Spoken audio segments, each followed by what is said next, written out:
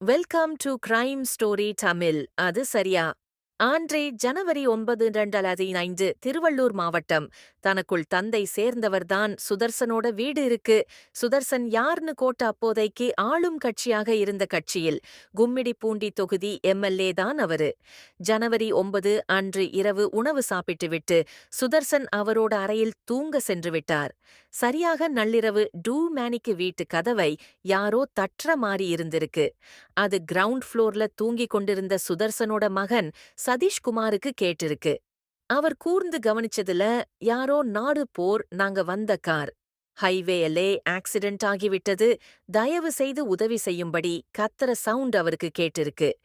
சதீஷ்குமார் சென்று கதவை திறக்கும்போது மறைத்து வைத்திருந்த இரும்பு ராடால அடிச்சறாங்க. சத்தம் கேட்டு வந்த சுதர்சனையும் சரமாரியாக தாக்கி கொலை செய்து விடுகிறார்கள். பிறகு அவரோட வீட்ல இருந்த பணம், நகை எல்லாவற்றையும் கொள்ளையடிச்சுடு. அங்கிருந்து கிளம்பிய ரங்கா இறந்தது. ஆளும் கட்சி எம்எல்ஏ. சோ அந்த நியூஸ் தமிழ்நாடு ஃபுல்லா பரவால பேசப்படுது. அப்போதைய முதலமைச்சர் டிஜிபி அலெக்சாண்ட்ரா கிட்ட கொள்ளை கும்பலை சீக்கிரம் கைது செய்யணும் ஆர்டர் போடுறாங்க. தமிழகத்தை கொலை நடுங்க வச்ச இந்த கொள்ளையர்கள் யார்? அந்த கொள்ளையர்களை பிடிக்க தமிழக போலீஸ் என்னவெல்லாம் கஷ்டப்பட்டங்ககிற ஒரு உண்மை சம்பவத்தை இந்த வீடியோவை பார்க்காமல். ஆம், மதர்கட்டமா போலீஸ் சம்பவ இடத்திற்கு வந்து சோதனையிடுறங்கா. அங்க ஏதாவது எவிடன்ஸ் கிடைக்குதான்னு தோடி பாக்காரங்க. அப்படி தோடுனதுல அவங்களுக்கு ஒரு நாட்டு துப்பாக்கி, சில சிகரெட் துண்டுகள், ஒரு செருப்பு கிடைச்சிருக்கு. பன்னர் இதே மாதிரி ஏதாவது சம்பவம் இதற்கு முன்னர் நடந்திருக்கான்னு பார்க்கும்போது தமிழகம் முழுக்க 20 இடங்கள்லாம் அந்த கும்பல் கைவரிசைய காட்டியிருக்கிறாங்க.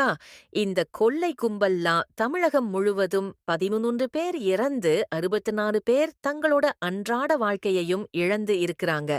பிறகு எஸ்ஆர் ஜங்கிட் தலைமையில் ஒரு டீம் ஃபார்ம் பண்றாங்க.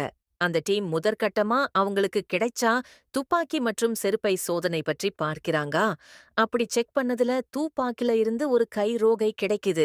அதே மாதிரி அவர்களுக்கு கிடைத்த செருப்பும் தமிழக மக்கள் பயன்படுத்துற மாதிரி இல்லை, நார்த் இந்தியன் பயன்படுத்திய மாதிரி இருக்கு.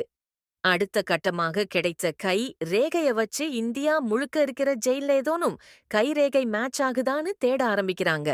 அதன்படி 2005 பிப்ரவரி 1 தேதி ஆக்ரா சிறையிலிருந்த அசோக் என்பவர் உட கைரேகை தமிழ்நாட்டில் கிடைத்த கைரேகையோட ஒத்து போகுது அப்படின்னு ஃபிங்கர் பிரிண்ட் எக்ஸ்பர்ட் கண்டுபிடிக்காராரு. அசோக்கோட அட்ரஸ் எல்லாம் தெரிஞ்ச தனக்கு பிறகு அவனுடைய பெரியப்பா நம்ம ஊரு விஏஓ அங்க பட்டுவாரின்னு சொல்லப்படற தரம் சிங் கைது செய்றாங்க. பின்னர் பிப்ரவரி 26 தேதி அசோக் தமிழக போலீஸ் கைது செய்யறாங்க. பிறகு அந்த அசோக்கை கஸ்டடியில் எடுத்து விசாரணை பண்றாங்க. அப்படி விசாரணை செய்யறப்ப அவன் போலீஸ்ட என்ன சொன்னங்கிறத இங்க பாக்காலம். அதன்படி நாங்க 10 பேர் சரக்கு எடுத்துட்டு லாரி மூலமாக தமிழ்நாட்டுக்கு வருவோம். அதுக்காக லாரியிலே நாங்க படுத்துக்கிற மாதிரி செட் பண்றி வச்சு இருமப்போம். சரக்கு எடுத்துட்டு ரிட்டர்ன் போறப்ப ஹைவே தனியா இருக்கிற வீடா பார்த்து நோட்டம் விட்டு எங்க கூட வந்திருக்கிற பெண்களை பிச்சை எடுக்கிற மாதிரியும் போர்வை விக்கிற மாதிரியும் அனுப்பி அந்த வீட்டை எத்தனை பேர் இருக்கிறாங்க, யார் யார் எவ்வளவு நகை இருக்குன்னு பார்த்து சொல்வான. நாங்க நள்ளிரவு போய் கொள்ளை அடிச்சிட்டு வந்துருவோம்னு கோஃபெஸ் பண்றான். அந்த கொள்ள கூட்டத்தில் இருக்கிற மத்தவங்க பத்தி விசாரணை பண்றாங்க. அதன்படி அவங்க மொத்தம் 14 பேர். அந்த கூட்டத்தோட தலைவன் ஓம் பிரகாஷ்னும். அவன்தான் எல்லா முடிவுகளும் எடுப்பான். தெரிந்த பிறகு அவனையும் அவன் கூட்டாளிகள் உத்தரப்பிரதேச மாநிலத்தில கைது செய்யப்பட்டு ராணிப்பேட்டை சிறப்பு நீதிமன்றத்தில் விசாரணைக்கு எடுத்துக் கொள்ளப்பட்டது. பிறகு முக்கிய குற்றவாளியாக அறிவிக்கப்பட்ட ஓம் பிரகாஷ் மற்றும் அசோக் இருவருக்கும் மரண தண்டனை கொடுக்கப்பட்டு பின்னர் ஆயுள் தண்டனையாக குறைக்கப்பட்டது. ஓம் பிரகாஷ் சிறையில் மரணமடைந்தார். வழக்கு இன்றும் நடந்து வருகிறது.